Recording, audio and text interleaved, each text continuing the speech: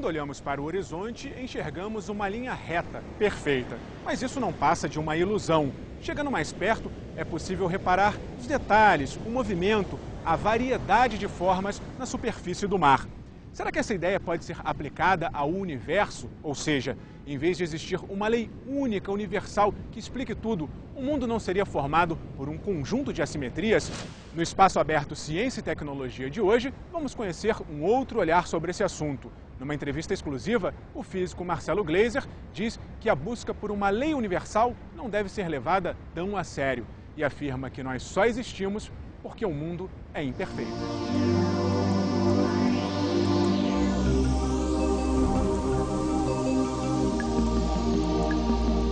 O físico Marcelo Gleiser se diz um convertido.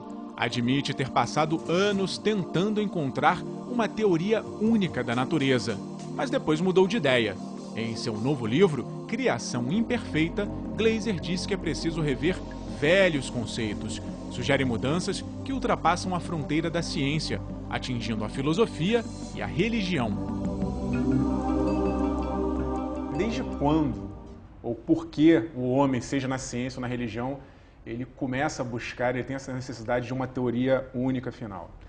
É uma coisa que eu acho que é tão antiga quanto o tempo. Eu acho que desde que os homens olharam para o céu e perceberam os ritmos naturais da natureza, tipo o dia 24 horas, o ano 365 dias, as estações do ano, eles viram que tinha uma regularidade no mundo.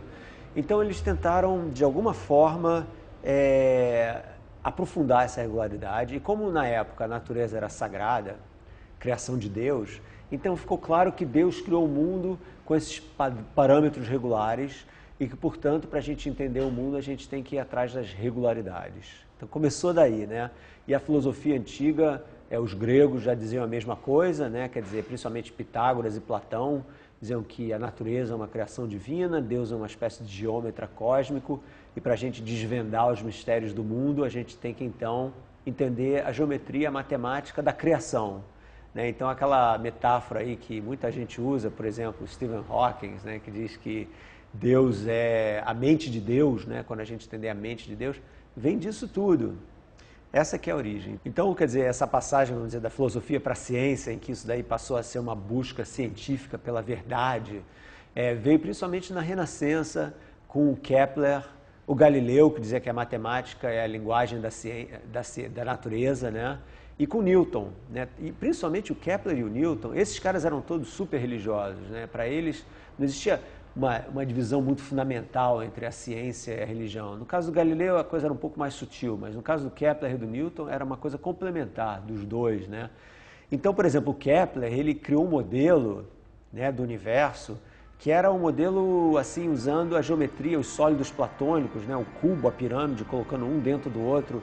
E na época eles só conheciam os planetas até Saturno, então ele conseguiu colocar um sólido dentro do outro, aí entre os dois ele colocava uma esfera, que é onde os planetas giravam, e a partir das leis da geometria ele essencialmente explicou a criação, a geometria do universo, né? Então o cara pirou, ele falou, é isso aí, Deus é um geômetra mesmo, essa é a explicação de tudo, eu descobri o mistério, vamos dizer assim, né?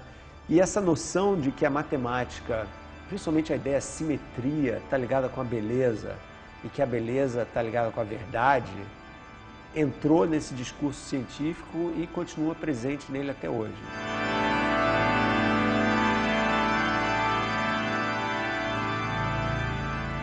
Einstein, que é considerado um dos maiores gênios da humanidade, também tinha essa intenção?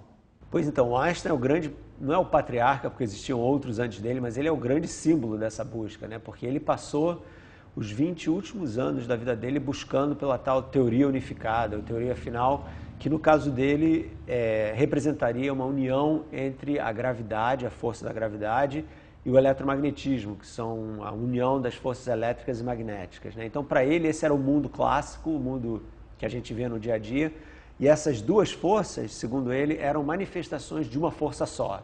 E que se ele conseguisse captar esse segredo geométrico da realidade, então ele ia conseguir descobrir esse campo unificado. E ele passou esses 20, 30 anos da vida dele buscando por isso e obviamente falhou, como falharam todos os outros. antes dele e depois dele.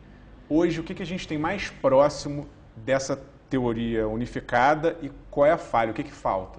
Então, hoje em dia, a encarnação moderna dessa teoria unificada são as teorias de supercordas, né, que basicamente tentam juntar os dois grandes pedestais, vamos dizer assim, da física do século XX, que são a mecânica quântica, que é o estudo do átomo, do muito pequeno, e a teoria da relatividade geral do Einstein, que é o estudo do muito grande, do universo, das estrelas, buracos negros, etc. A teoria das supercordas descreve o funcionamento das menores partículas conhecidas pela ciência. A ideia é que dentro de cada elemento existe uma energia, uma espécie de filamento, que vibra como as cordas de um violão. Cada tipo de vibração determinaria o comportamento das partículas. Mas para que a teoria funcione, é preciso extrapolar os limites da imaginação. Os cientistas dizem que além das 3 dimensões espaciais que conhecemos, existiriam outras 7. Isso fora a dimensão temporal. Assim, seria possível unir as duas grandes teorias válidas até agora, a da relatividade e a mecânica quântica, chegando-se a uma explicação final para o universo. O Big Bang ela é uma teoria que já está assim, bastante bem aceita, no sentido de que nós sabemos hoje que o universo tem uma história, tem 14 bilhões de anos, que surgiu nesse tal momento inicial que a gente chama de Big Bang, né? E que vem crescendo, se expandindo e resfriando desde então. E a partir da aplicação da física nesse universo em expansão, a gente explica uma porção de coisas, por exemplo, como as galáxias surgiram e depois como elas se distribuíram no espaço, como a gente entende as estrelas, o nascimento das estrelas e a formação dos elementos químicos. Tem toda uma área que é bastante assim, bem entendida, né?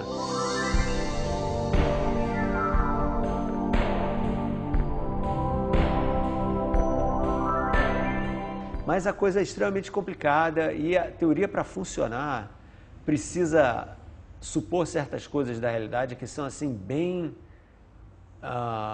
abstratas. Por exemplo, o universo não tem só 3 dimensões, né? A gente aqui, na nossa vida, a gente tem 3 dimensões. A gente vai norte-sul, leste-oeste, para cima e para baixo. E assim a gente se movimenta pelo mundo, né? Bom, segundo essas teorias, existem 6 outras dimensões extras, que a gente chama. Então, o espaço teria 9 dimensões, depois tem mais uma para o tempo. Então, você teria 10 dimensões no espaço-tempo.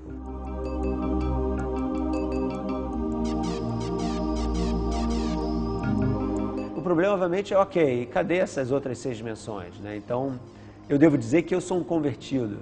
Na minha tese de doutorado, e alguns anos depois dela, eu trabalhei em supercordas e o que eu queria entender justamente é o que tinha acontecido com essas 6 dimensões extras do espaço. Cadê elas, né? E, aos poucos, eu fui me separando um pouco dessa corrente de pensamento, fui olhando de uma forma mais crítica para ela e fui percebendo que essa insistência que a gente tem em buscar por uma ordem por trás de todas as coisas é mais uma crença filosófica, teológica até, sabe? Uma coisa de acreditar que existe essa unidade, vamos buscar e tal, e vamos lá, do que a natureza está nos dizendo. Então é mais uma coisa de vamos dizer para a natureza como ela é, do que vamos aceitar como a natureza é, que essencialmente é a premissa fundamental da ciência, explicar a natureza. Você viu que ao longo da história, muitos cientistas tentaram, sem sucesso, encontrar uma teoria única para a natureza. Será que existe uma outra forma de compreendermos o mundo sem a necessidade de uma lei universal perfeita? Quando uma coisa é perfeita, simétrica, nada acontece. Para você ter movimento, e sem movimento não existe transformação, e sem transformação não existe criação. Então, para você ter esse encadeamento dinâmico das coisas, você precisa de algum desequilíbrio. E a assimetria é esse desequilíbrio. Então, se tudo fosse perfeito, você nem precisaria do tempo, porque nada passaria, entendeu? O tempo é uma medida da evolução, da transformação do universo, da imperfeição das coisas, vamos dizer assim. Então, quer dizer, no universo perfeito, a gente não estaria aqui. Então, eu passei por uma transformação, assim, filosófica mesmo, de visão de mundo, em que, em vez de buscar por essa simetria, eu estou buscando pela assimetria. Eu proponho uma espécie de uma nova estética da ciência, vamos dizer.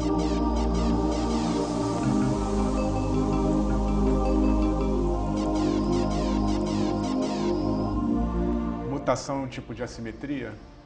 A mutação genética, você diz, ela é uma espécie de falha na cópia do código genético. Então, se a reprodução genética fosse perfeita, não haveriam mutações, não haveriam essas falhas. Se não houvessem essas falhas, a gente não ia estar aqui. A vida seria impossível.